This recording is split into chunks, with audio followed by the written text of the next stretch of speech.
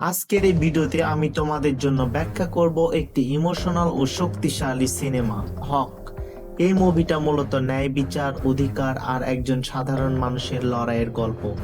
চলুন বেশি কথা না বাড়িয়ে পুরো গল্পটা সহজ বাংলায় বুঝে নেওয়া যাক। গল্পের শুরু হয় একজন সাধারণ মানুষকে দিয়ে, যে সমাজের চোখে খুব বেশি গুরুত্বপূর্ণ কেউ না, কিন্তু তার একটাই বিশ্বাস, প্রত্যেক মানুষেরই নিজের অধিকার বা হক আছে। একটি ভুল সিদ্ধান্ত, অন্যায় বা ক্ষমতার অপব্যবহার তার জীবন পুরোপুরি বদলে দেয়।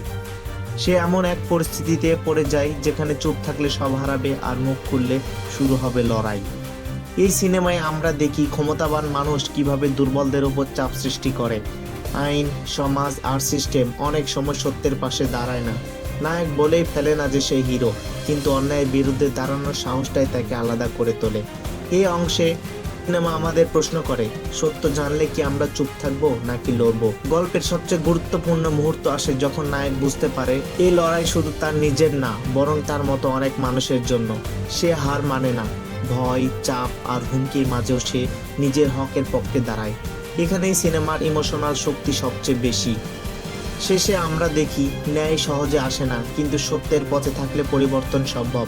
এন্ডিং খুব বেশি ফ্লাশি না, কিন্তু এটা বাস্তবসম্মত এবং শক্তিশালী।